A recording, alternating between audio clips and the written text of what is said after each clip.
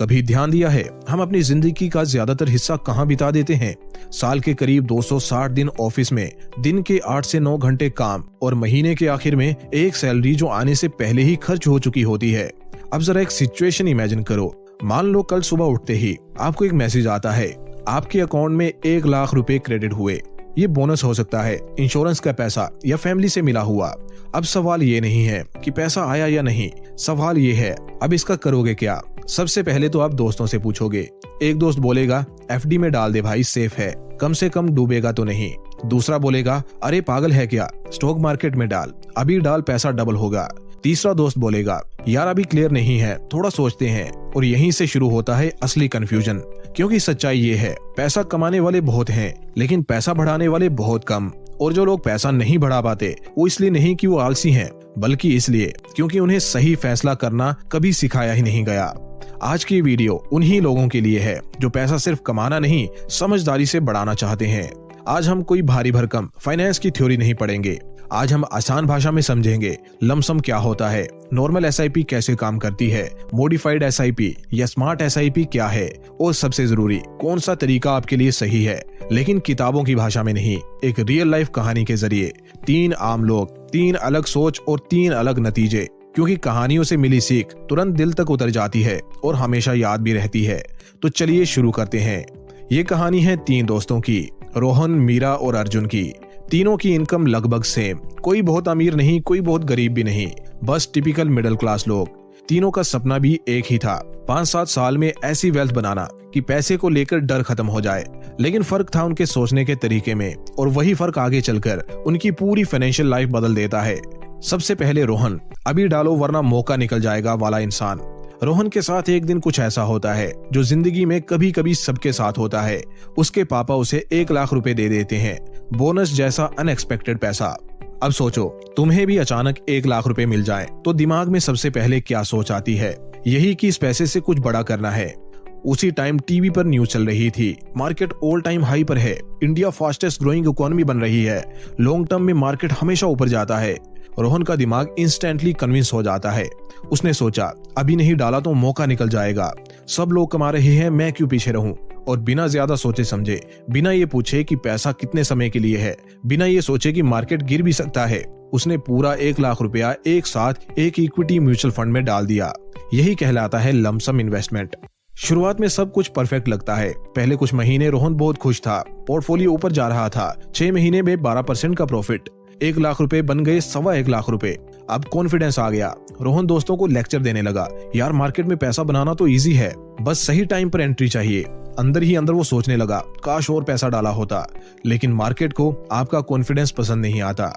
फिर अचानक क्रैश हुआ। कुछ महीनों बाद न्यूज बदल गई, ग्लोबल टेंशंस, इंटरेस्ट रेट्स बढ़ने लगे, फॉरेन इन्वेस्टर्स पैसा निकालने लगे, मार्केट धीरे धीरे गिरने लगा।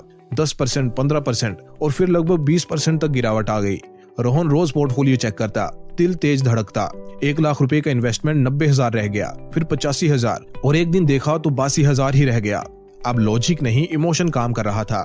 डर, पैनिक, नींद खराब। उसके दिमाग में सिर्फ एक ही बात, और नीचे गया तो क्या करूंगा। और उसी डर में रोहन ने वो कर दिया जो ज्यादातर लोग करते हैं, लॉस में विड्रॉल।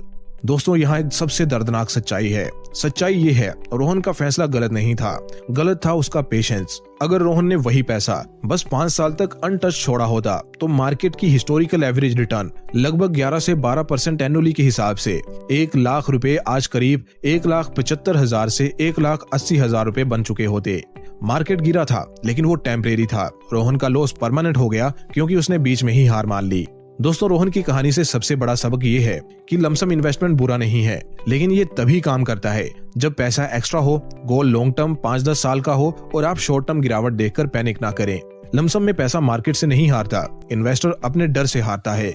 यही रोहन की कहानी है। अब सवाल ये है, क्या हर कोई रोहन जैसा होता है? तो जवाब है नहीं।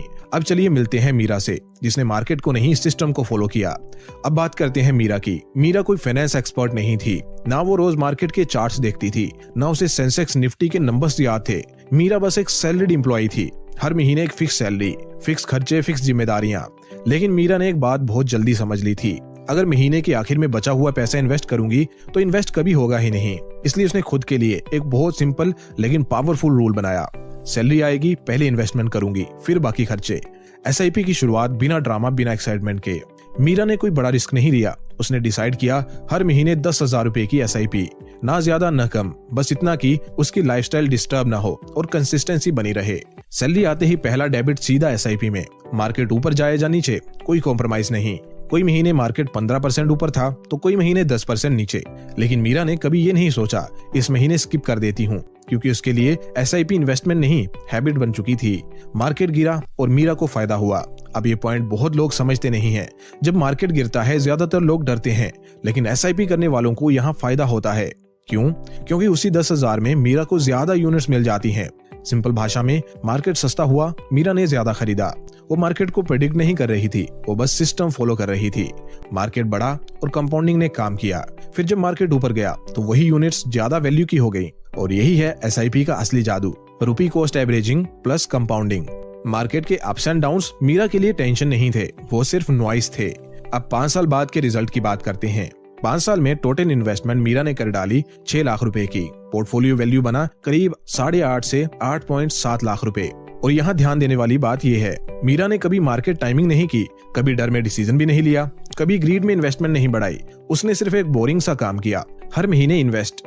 एसआईपी को ऐसे समझो, एसआईपी ऐसा है जैसे तुम रोज एक पौधे को थोड़ा थोड़ा पानी देते हो। पहले 6 महीने कुछ खास दिखता नहीं, 1 साल में भी कोई बड़ा फर्क नहीं लगता, लेकिन 5-10 साल में वही पौधा पेड़ बन जाता है और फल अपने आप गिरने लगते हैं।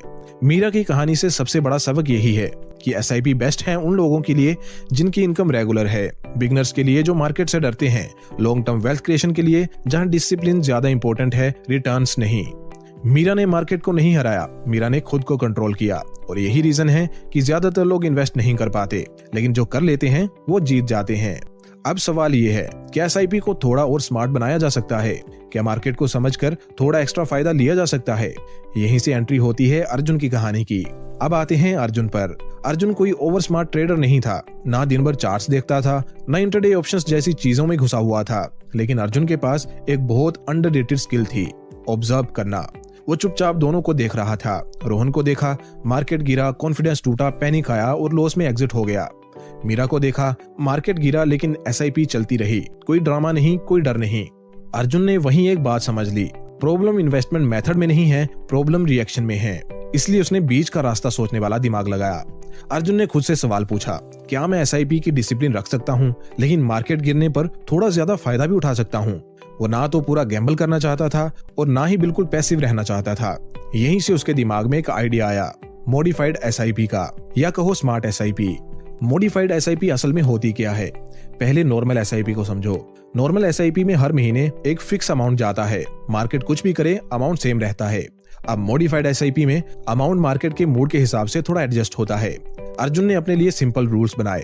मार्केट बहुत गिरा हुआ लगे तो 15,000 रुपए एसआईपी, मार्केट बहुत ऊपर चला गया हो तो 5,000 रुपए एसआईपी, और नॉर्मल सिचुएशन में एसआईपी 10,000 रुपए। बस इसके सिवा कुछ नहीं, कोई रॉकेट साइंस नहीं, कोई डेली ट्रेडिंग नहीं, कोई एग्जैक्ट बॉटम टॉप पकड़ने की कोशिश नहीं, सिर्फ लॉजिकल एडजस्टमेंट। ये गैम्बलिंग नहीं है।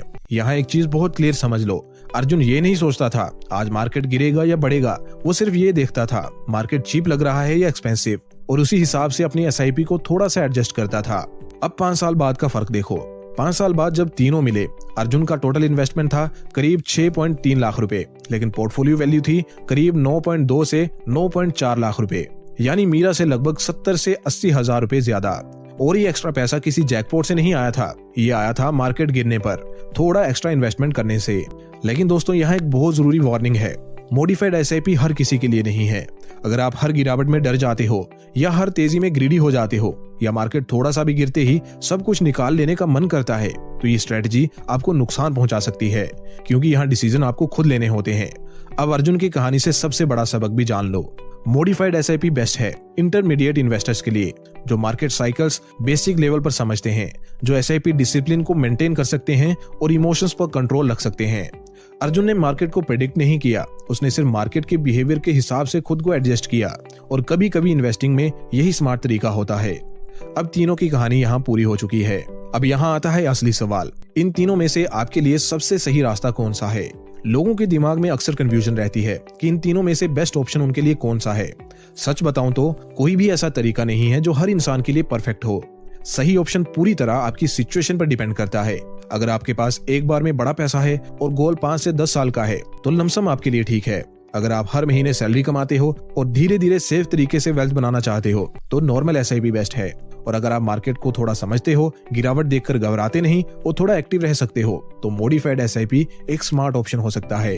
कोई तरीका छोटा या बड़ा नहीं है, गलत बस वही तरीका है जो आप शुरू ही नहीं करो। अब सबसे बड़ी सच्चाई सुनो, इन्वेस्टमेंट में मेथड उतना इंपॉर्टेंट नहीं है जितनी की कंसिस्टेंसी। गलत तरीका भी अगर 10 साल लगातार किया जाए तो पैसा बना देता है, लेकिन सबसे परफेक्ट स्ट्रेटेजी भी अगर बीच में छोड़ दी जाए तो रिजल्ट 0 आता है। वेल्थ कभी ओवरनाइट नहीं बनती, वेल्थ बनती है छोटे छोटे बोरिंग फैसलों से जो आप सालों तक रिपीट करते हो। अब दोस्तों आपकी बारी है। अब मुझे बताओ आप किस टाइप के इन्वेस्टर हो, रोहन जैसे लमसम इन्वेस्टर, मीरा जैसे डिसिप्लिन्ड एसआईपी या अर्जुन जैसे स्मार्ट एसआईपी इन्वेस्टर? कमेंट में जरूर बताना। अगर वीडियो से थोड़ी भी क्लैरिटी मिली हो तो लाइक भी कर देना, शेयर भी कर दो अपने दोस्तों के साथ और सब्सक्राइब भी कर दो, क्योंकि यहाँ हम सिर्फ पैसा कमाने की नहीं, समझदारी से बढ़ाने की भी बात करते हैं।